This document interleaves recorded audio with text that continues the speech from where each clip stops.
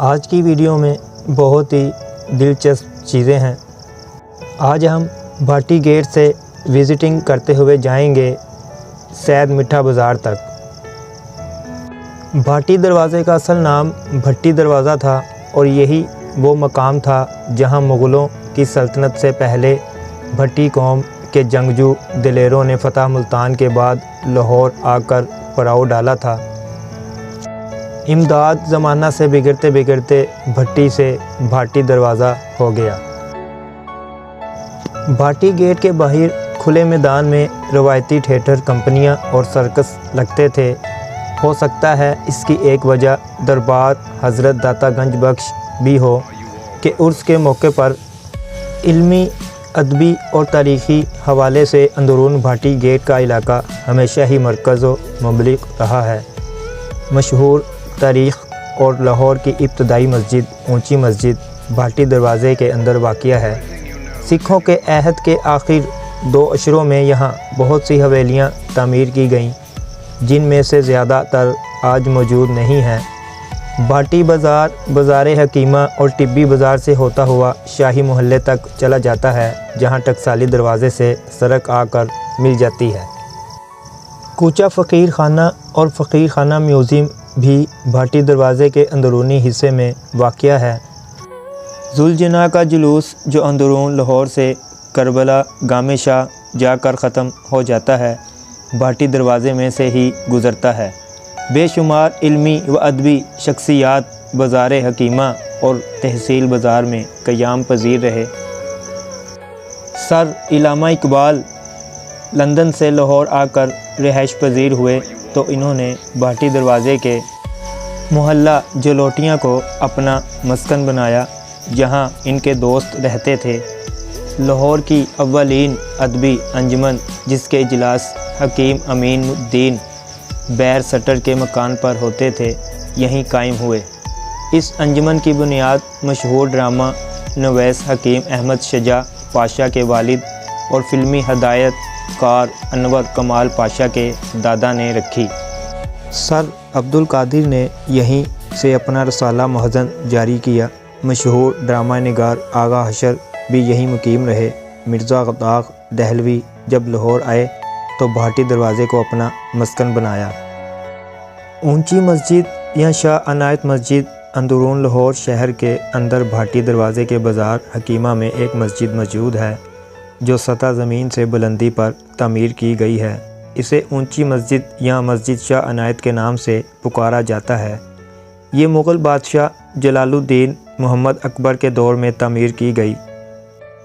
اس مسجد کی تعمیر کے سال کے حوالے سے کوئی مستند سراغ نہیں ملتا۔ یہ مسجد مغل طرز تعمیر کے برعکس ایک اونچے ٹیلے پر تعمیر کی گئی۔ اس مٹی کے ٹیلے کو ہموار کر کے ایک چبوترا بنایا گیا اور اس پر تعمیر شروع ہوئی۔ ایک روایت یہ بھی ہے کہ یہ مسجد اورنگزیب عالمگیر کے دور میں تعمیر کی گئی۔ روایات کے مطابق صوفی شاعر بابا بلے شاہ اور شاہ عنایت قادری کو بہت عرصے تک یہاں امامت کی سعادت حاصل رہی۔ اس مسجد میں چونکہ مختلف اوقات میں مرمت ہوتی رہی، لہٰذا تاریخی آثار بہت کم دستیاب ہیں۔ اس مسجد میں جدید طرز تعمیر ہی نمایاں ہے۔ اس مسجد کی مختلف ادوار میں مختلف حوالوں سے اہمیت رہی ہے۔ یہ اونچی مسجد یا شاہ عنایت مسجد دور جدید میں شان و شوکت و آب و تاب سے موجود ہے۔ مقامی و غیر ملکی سیاح اسے شوق سے دیکھتے ہیں۔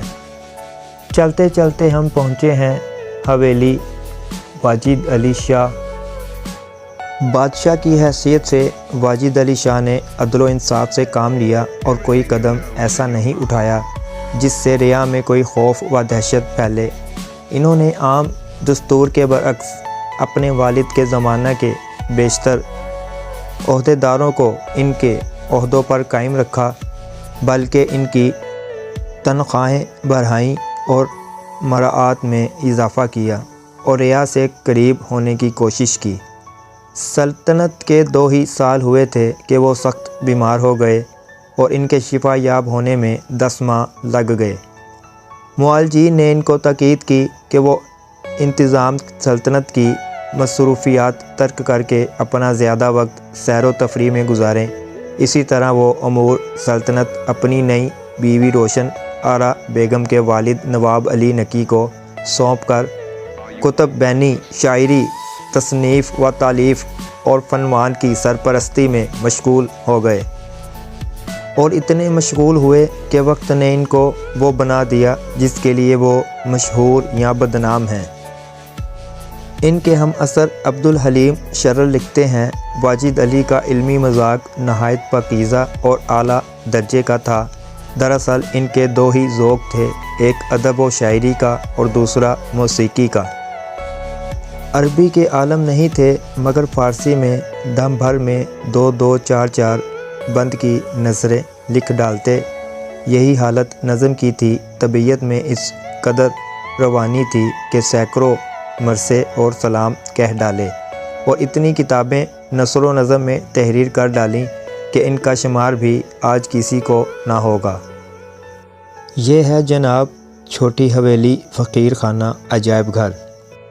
لاہور میں رہائش پذیر اس خاندان کا سربراہ فقیر مسلم صوفی تھا، جو بخارا سے یہاں آ کر آباد ہوا، جس کے 3 بیٹوں نے سکھ حکمران رنجیت سنگھ کے دربار میں شہرت حاصل کی۔ ایک بیٹا شاہی ڈاکٹر، ایک غیر ملکی وزیر اور تیسرا وزیر خزانہ رنجیت سنگھ کے ساتھ بہت قریبی تعلقات کی وجہ سے انہوں نے کیے۔ ان کے بعد آنے والی نسلوں نے ان نوادرات کو سنبھالا اور بیرون ممالک سے مزید چیزیں اکٹھی کیں۔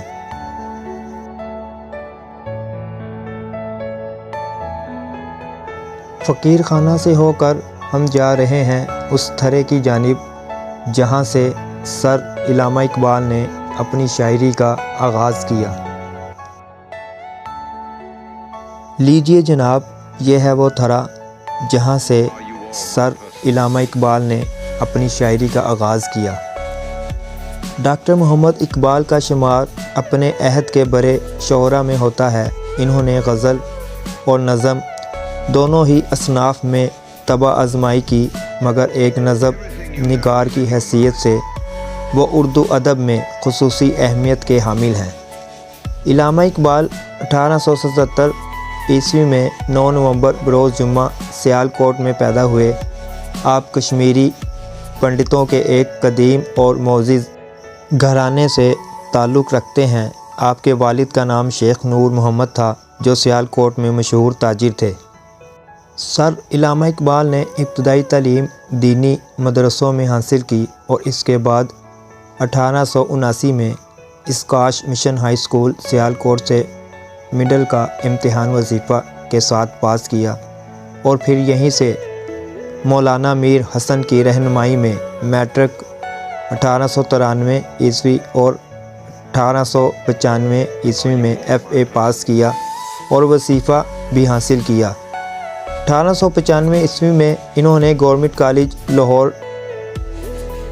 MBA میں داخلہ لیا، جہاں انہوں نے آرنڈ جیسے معلم سے استفادہ کرنے کا موقع ملا۔ علامہ اپنے استاد پروفیسر آرنڈ کی بے حد عزت کرتے تھے، جس کی شان میں انہوں نے انگلستان کی واپسی پر ایک الوداعی نظم نالہ فراق تحریر کی، جس میں آپ نے اپنے استاد کی اعلیٰ خصلت خوش اخلاقی، محبت اور شفقت کی تعریف کی ہے۔ اس نظم سے علامہ اقبال کے دل میں آرنڈ کی عظمت و احترام کا اندازہ ہوتا ہے۔ فن مصوری۔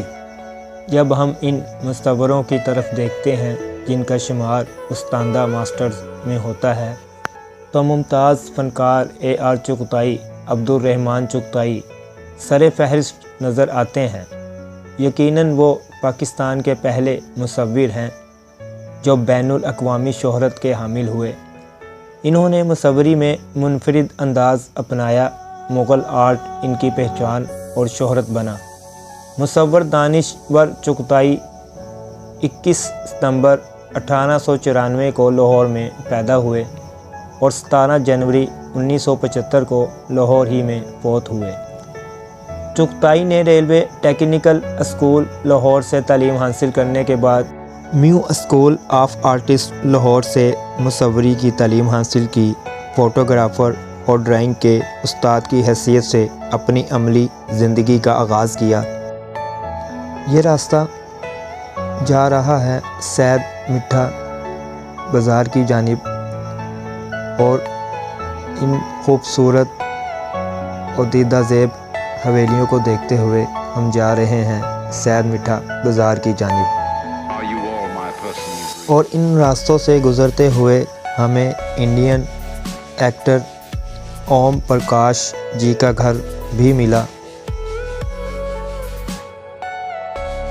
लीजिए जनाब, ये है इंडियन एक्टर ओम प्रकाश का घर। आप हमें अपने कमेंट्स कीजिए, अपनी राय दीजिए।